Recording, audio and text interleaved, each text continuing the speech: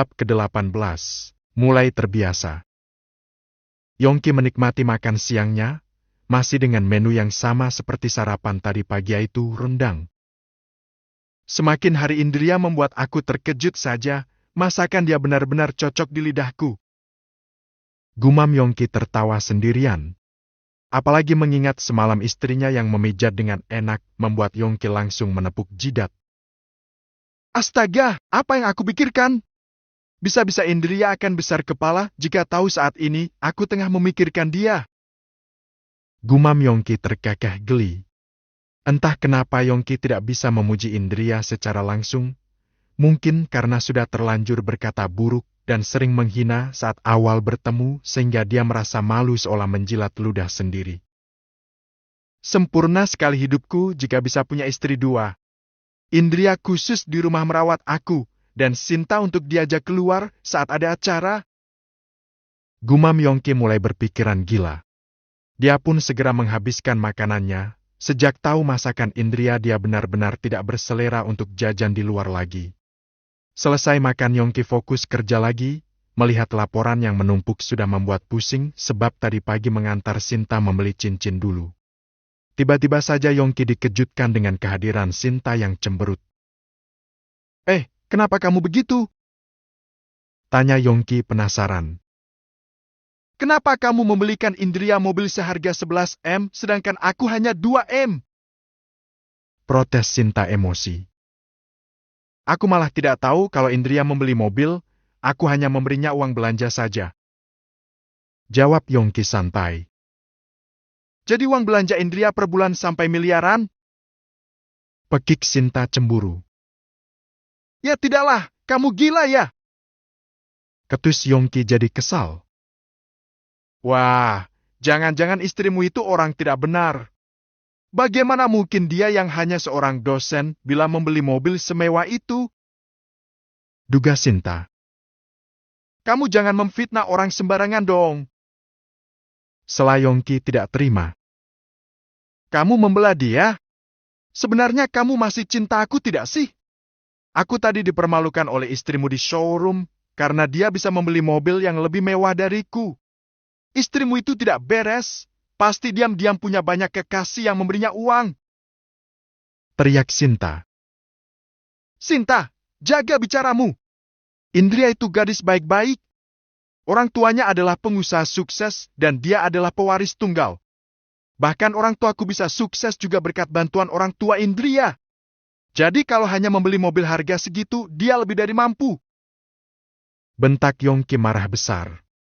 Meski Yongki menyayangi Sinta dibanding kekasih yang lain, tapi Yongki paling tidak suka diatur dan ada yang melewati batas kesabarannya.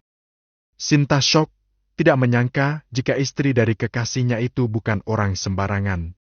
Seketika Sinta malu sendiri mengingat kejadian tadi, tetapi Sinta juga tidak mau kalah masalah Yongki. Sudahlah, aku mau fokus kerja. Kamu sebaiknya pulang saja deh daripada membuat kepala aku semakin pusing. Usir Yongki tegas. Iya, maaf. Kalau begitu aku akan pulang dulu. Jawab Sinta tidak ingin membuat Yongki semakin marah. Selepas kepergian Sinta, Yongki merasa damai. Sebenarnya aku sudah tidak tahan dengan sikap Sinta, tetapi aku tidak bisa kehilangan wanita secantik dia. Gumam Yongki. Sepulang bekerja Yongki langsung ke rumah. Dia penasaran mobil seperti apa yang dibeli oleh istrinya. Ketika sampai di rumah, dia langsung terkejut melihat mobil baru yang sudah terparkir di garasi. Lumayan juga selera dia, pantas saja Sinta sampai meradang dan iri. Batin Yongki. Begitu masuk ke rumah, Yongki langsung mencium aroma masakan yang enak. Seketika dia langsung menuju ke dapur dan mendapati istrinya tengah memasak. Mas Yongki, tumben pulang cepat. Sapa Indria manis. Iya, kamu masak apa? Tanya Yongki agak kikuk. Aku masak sambal rempel ati dengan petai. Kamu suka tidak petai? Kalau tidak aku masakin yang baru lagi? Tawar Indria. Nggak usah masak lagi. Nanti kelamaan aku sudah keburu lapar. Sergah Yongki pura-pura cuek, Padahal dalam hati girang sekali tidak sabar menyantap makanan tersebut. Kalau gitu ayo kita salat maghrib dulu baru makan malam. Ajak Indria. Iya. Jawab Yongki. Beberapa detik kemudian dia kaget kenapa semudah itu patuh pada Indria. Tadi Indria sepulang dari showroom langsung ke rumah mertuanya untuk menanyakan resep makanan favorit suaminya. Setelah itu dia belanja agar setelah salat asyar bisa memasak makanan kesukaan Yongki. Indria ingin tertawa melihat sikap suaminya. Secara perlahan dia mulai bisa memahami karakter dan apa yang disukai oleh Yongki. Makan malam nanti akan aku buat kamu teler dengan masakan aku, Mas. Batin Indria. Dan terbukti, suaminya yang baru pulang bekerja langsung menuju ke dapur. Melihat suaminya yang sok jaim tapi aslinya suka itu membuat Indria semakin ingin menaklukkannya. Selesai salat maghrib, Indria terlebih dahulu ke ruang makan untuk menyiapkan makan malam di meja makan. Mas Yongki lama amat, dia sedang apa sih? Batin Indria. Tidak lama kemudian Yongki muncul masih mengenakan sarung, baju koko, dan juga songkok berwarna hitam. Indria langsung terbengong, saat ini Yongki tampak begitu tampan. Bahkan sampai membuat Indria tidak bisa berkedip. Aku tahu kalau aku ini memang tampan, tapi jangan melihat aku seperti itu nanti bola mata kamu keluar.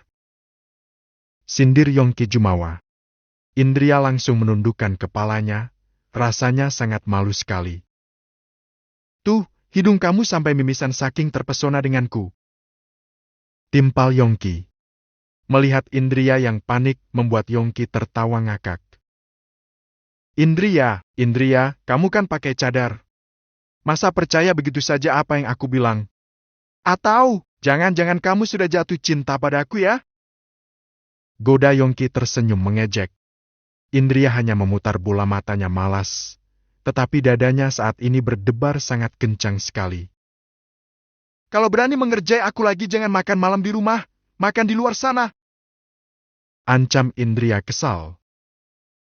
Tidak masalah, aku bisa saja beli. Tapi kan di luar hujan, masa kamu tega membiarkan aku kehujanan? Balas Yongki. Kan naik mobil, kehujanan dari mana coba? Sergah Indria ingin membalas mengerjai suaminya.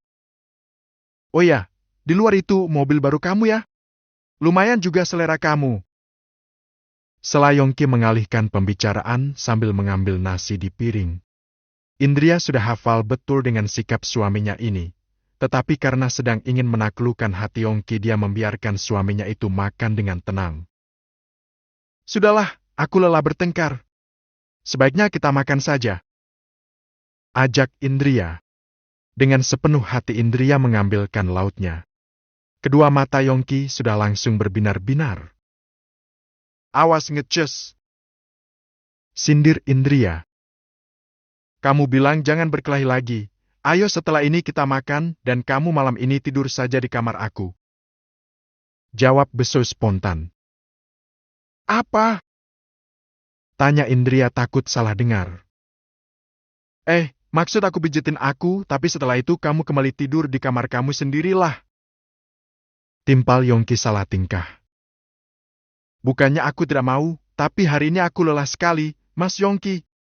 Lain kali saja ya. Bujuk Indria.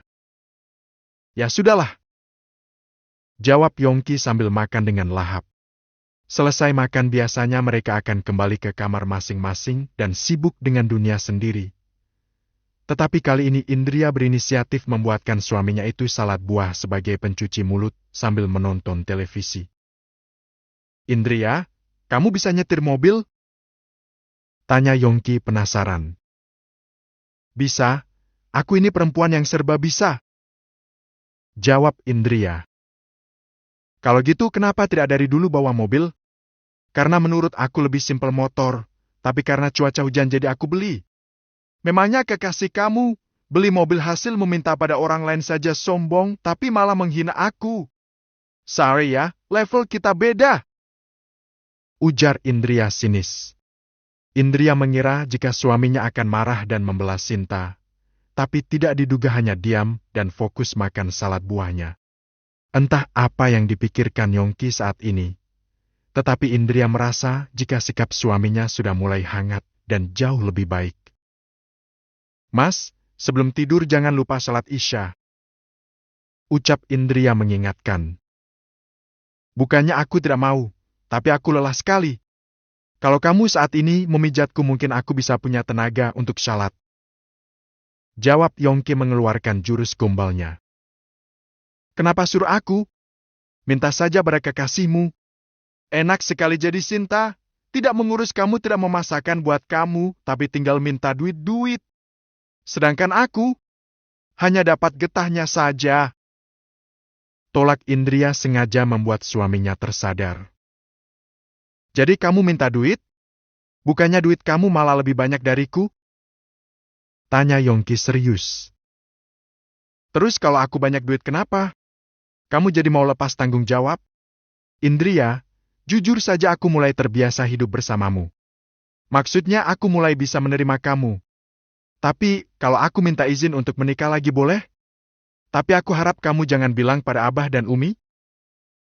Tanya Yongki hanya mengetes saja. Indria tidak menyangka akan mendengar hal seperti ini. Entah kenapa hatinya terluka dan ingin menangis. Kau tahu, Mas Yongki, di dunia ini tidak ada wanita yang benar-benar rela mau dimadu. Walau aku belum mencintaimu, aku juga tidak mau jadi orang bodoh. Apalagi dengan karakter Sinta hanya akan membuat keadaan jadi rumit. Aku bertahan bukan karena kamu, tapi karena menjaga perasaan Abah dan Umi. Andaikan aku hidup tanpamu aku masih bisa. Aku bukan perempuan yang hidup menempel pada orang lain seperti benalu. Untuk membeli apa yang aku mau, aku juga tidak perlu mengemis pada siapapun. Jika kamu ingin menikah silahkan, tapi ceraikan aku dulu. Jawab Indria santai tapi tegas.